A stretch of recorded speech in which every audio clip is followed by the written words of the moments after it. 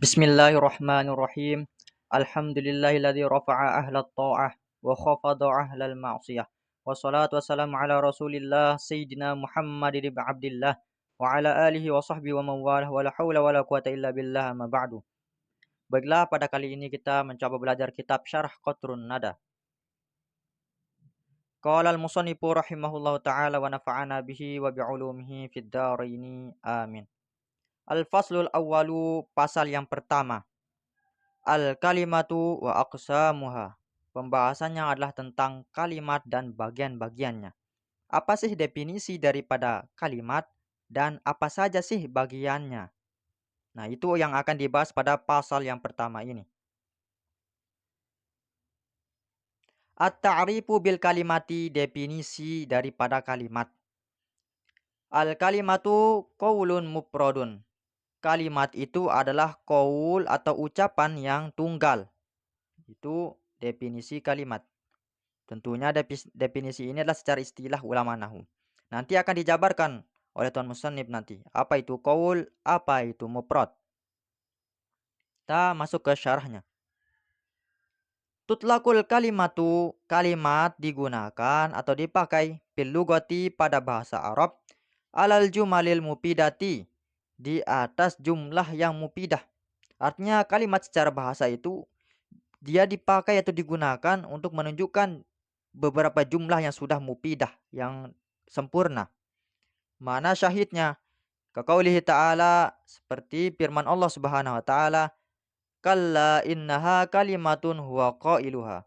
Kalla, sekali-kali tidak, innaha kalimatun, sungguhnya dia itu adalah alibi atau pembelaan yang diucapkannya saja. Isyaratan ila qauli, sebagai isyarah kepada firman Allah yang dimana ini adalah perkataan orang-orang kafir. Rabbirji'uni la'alli a'malu sholihan fima taraktu. Wahai Tuhanku, kembalikanlah aku supaya aku bisa beramal soleh pada apa yang telah aku tinggalkan. Artinya Tuan Musannif mengatakan kalimat secara bahasa, di dalam bahasa itu digunakan atas jumlah mufidah. Itu sahihnya di dalam Al-Quran surah Al-Mu'minun ayat 100. Yang dimana kata kalimatun ini isyaratnya adalah beberapa jumlah yang ada sebelumnya. Mana jumlah tersebut? Rabbirji'uni la'alli a'malu sholihan bima taraktu. Maka daripada itu Tuan Musannif mengatakan kalimat itu fil lughah digunakan alal jumalil mufidah. Wafil istilahi, dan kalimat di dalam istilah ulama nahu alal qaulil mufradi, dia itu dipakai atau digunakan di atas ucapan yang tunggal. Nah, lalu apa yang dimaksud dengan ucapan yang tunggal ini? Wal muradu bil qauli, yang dimaksud dengan qaul di sini adalah al-labzud dalu ala ma'nan, lapas yang menunjukkan dia lapas tersebut di atas suatu makna. Karajulin wa parosin, seperti rojul, yakni maknanya itu adalah menunjukkan kepada seorang laki-laki. Wa farosin, maknanya adalah kalimat yang menunjukkan kepada seekor kuda. Lalu apa sih lapas? Yang dimana lapas itu adalah definisi daripada qaul tersebut. Lapas itu kan tadi definisi dari qaul itu tadi adalah lapas yang menunjukkan atas makna. Lalu apa sih makna dari lapas tersebut? Wal muradu bil labzi, dan yang dimaksud dengan lapas as-sautul mustamilu ala ba'dil huruf, suara yang mengandung di atas sebagian huruf hijaiyah. Al, di kata huruf di sini adalah al li ahdi dzihni, karena kita sudah paham bahwasanya yang dimaksud dengan huruf di sini adalah huruf hijaiyah. Sawaun dalla ala ma'nan, sama ada lapas tersebut menunjukkan kepada satu makna, kazaidin, seperti Zaid. Zaid menunjukkan kepada makna yaitu zat daripada seorang yang bernama si Zaid. Am lam yadulla, atau lapas tersebut tidak menunjukkan kepada makna, kadaizin, seperti daizin. Maqluba Zaidin, dia itu adalah kebalikan dari lapas Zaid. Daizin itu lapas mu'mal. Wa qad tabayyana, dan sungguh telah menjadi jelaslah, anna kulla qaulin, oleh bahwasanya segala qaul atau semua qaul itu labzun, adalah lapas. Walayan akisu, dan tidak sebaliknya. Artinya tidak setiap lapas itu dikatakan qaul. Kenapa demikian? Karena seperti tadi, definisi daripada qaul itu adalah lapas eh, yang menunjukkan kepada mana, atau kita sebut dengan lapas mustakmal atau maudu. Sedangkan lapas sendiri itu ada dua. Ada lapas yang mustakmal atau maudu, dan ada lapas yang muhmal, yang tidak digunakan. Maka ketika kita mengatakan qaul, itu pasti dia adalah lapas. Karena qaul itu adalah lapas yang mustakmal. Dan ketika kita mengatakan lapas, belum tentu qaul. Karena bisa jadi lapas yang dimaksud adalah lapas muhmal, yang dimana lapas muhmal adalah bukan qaul. Karena definisi daripada qaul adalah lapas yang mustakmal atau maudu.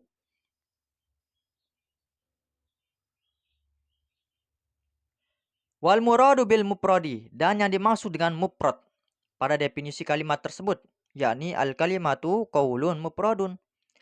Apa mufrad? Ma la yadullu juz'uhu ala juz'i ma'nahu.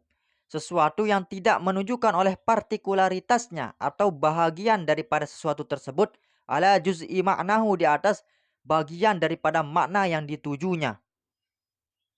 Wadzalika nahu Zaidin. Yang demikian itu contohnya Zaid. Yang dimaksud mufrad contohnya adalah Zaid.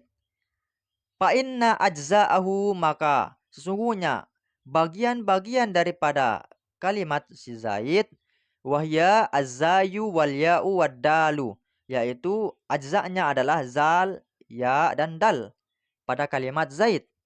Idza upridat, apabila dimasing-masingkan atau ditunggalkan atau dipisah-pisahkan, la tadullu ala syai'in, niscaya ajza'nya tersebut tidak menunjukkan kepada sesuatu pun mimma yadullu alaih, daripada makna yang ditujunya. Artinya ketika kita memisahkan huruf zal, huruf ya, dan huruf dal pada kalimat si Zaid, itu tidak menunjukkan kepada zat daripada si Zaid tersebut.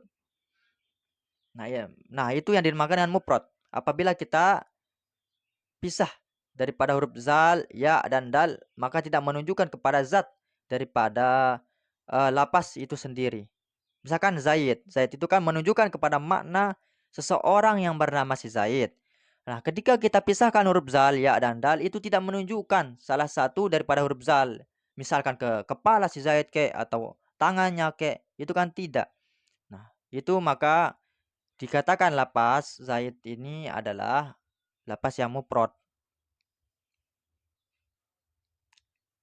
Bi khilafi qaulika, berbeda halnya dengan ucapanmu, gulamu Zaidin. Fa inna kullan min juz'aihi, maka tiap-tiap daripada dua bagiannya, wahuma al-gulamu wa Zaidin, dia juz'aihi itu adalah gulam dan Zaidin, dalun ala juz'i ma'nahu, itu menunjukkan atas bagian daripada maknanya. Artinya misalkan ketika kita tarkib dia, gulamu Zaidin, budak si Zaid. Ketika kita memisahkan kalimat gulam dan Zaid, itu tetap menunjukkan atas maknanya, makna yang dituju daripada kalimat tersebut. Misalkan gulam itu maknanya adalah budak, Zaid itulah si Zaid. Ketika kita tarkib, maka gulam Zaidun, gulamu Zaidin, budak si Zaid. Nah, apabila kita pisahkan dia, gulamu dan Zaidun, itu tetap menunjukkan atas zat daripada makna yang dituju oleh kata tersebut. Fahada yusamma murakkaban, maka perkataanmu gulam Zaid ini dinamakan dengan murakkab. Murakkabnya adalah murakkab idopi karena tersusun daripada mudab dan mudab ilaih. La mufradan, tidak dikatakan lapas yang mufrad kalimat gulam Zaidin.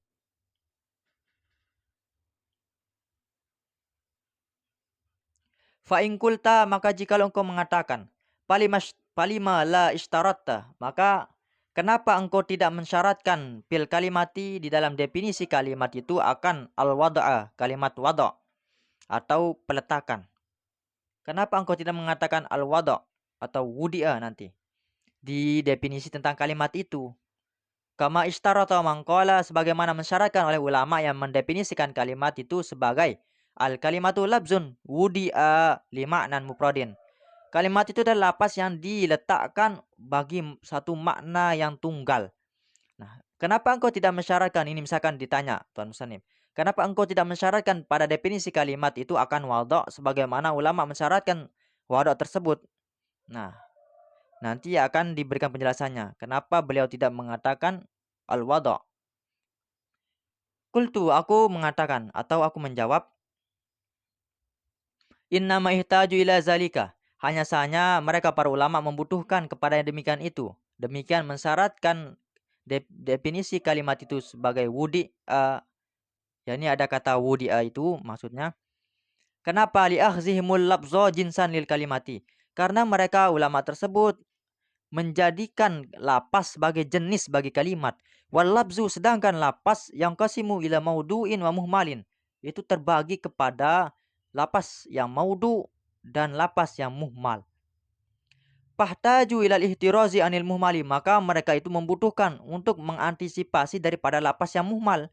Bidzikril wada'i, dengan cara menyebut kata al-wada' atau wudi'a ini.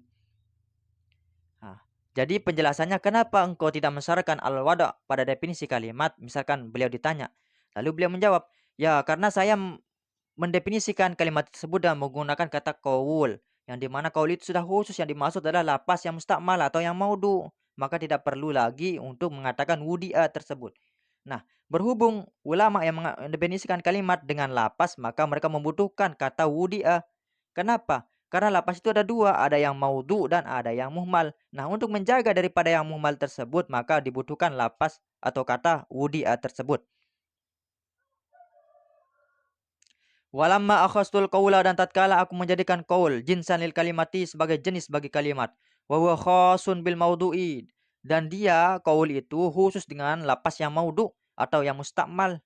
Agnani zalika, mencukupkan atau mengayakan akan aku oleh yang demikian itu. Oleh demikian pendefinisian kalimat dengan menggunakan kata qaul anistiratil wada'i, daripada mensyaratkan wada'.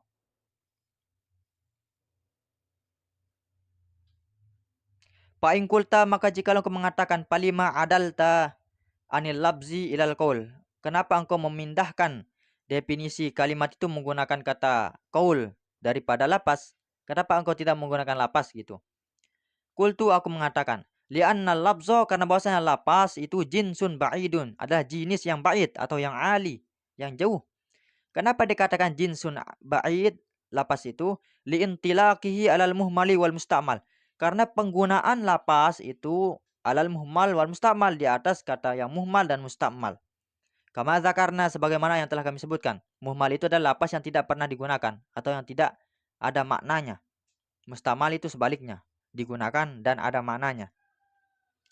Wal qaulu, sedangkan qaul itu jinsun qoribun, adalah jenis yang dekat. Kenapa dikatakan jinsun qorib? Li ikhtisasihi bil mustamali, karena khususnya si qaul dengan mustakmal, dengan lapas yang mustakmal yang digunakan. Wasti'malul ajnasil ba'idati, penggunaan jenis yang ba'id fil hududi, di dalam pendefinisian itu adalah ma'ibun, cacat, inda ahli nazari, cacat atau celaan menurut ahli nazar. Siapa ahli nazar? Yaitu ulama mantik dan ulama mutakallimin.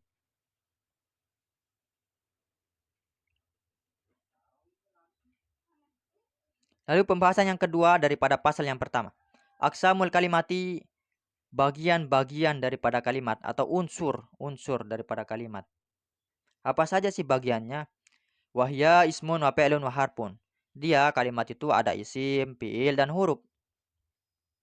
Nah, seperti tadi, kalimat ini dikatakan jenis. Kenapa dikatakan jenis? Karena dia itu kalimat general, yang dimana masuk di bawah kalimat general ini kalimat yang umum yang lebih khusus daripada dia. Mana dia kalimat umum yang lebih khusus daripada al-kalimatu itu?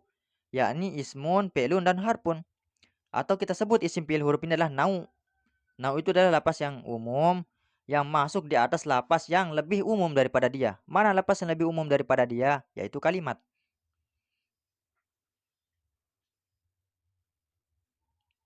Lamma zakartu haddal kalimati, tatkala aku telah menjelaskan definisi kalimat, bayantu, aku menjelaskan annaha, bahwasanya dia kalimat jinsun, adalah satu jenis, tahtahu, yang dimana di bawah jenis tersebut ada tiga nau, salah satu anwa'in, ada tiga nau. Mana saja nau yang dimaksud? Al ismu wal fi'lu wal harfu, isim, fi'il dan huruf. Wad dalilu alan hisari anwa'iha, dan bukti di atas terbatasnya nau daripada kalimat tersebut pihak salah satu pada yang tiga ini saja, yaitu isim, fiil, dan huruf. Al-istiqra'u adalah penelitian.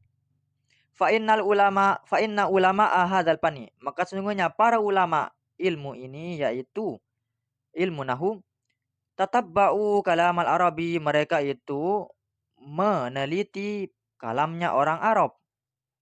Falam yajidu, maka mereka tidak kunjung mendapati atau menemukan illa salah satu anwa'in, kecuali tiga nau saja, yaitu isim, fiil, dan huruf. Tidak ada yang keempat. Walau kana thamma naun rabiun, dan jikalau memang ada di sana di kalam orang Arab nau yang keempat, la asaru ala syai'in minhu, niscaya mereka akan menemukan atas sesuatu daripadanya. Artinya jikalau memang ada nau yang keempat, pasti mereka akan, para ulama itu, menampilkan bagian yang keempat itu. Nah, berhubung nau yang keempat tidak ada, maka ulama mengatakan aksam daripada kalimat itu hanya tiga. Dari mana hasil yang tiga itu? Dari istiqra, yaitu penelitian kalam orang Arab.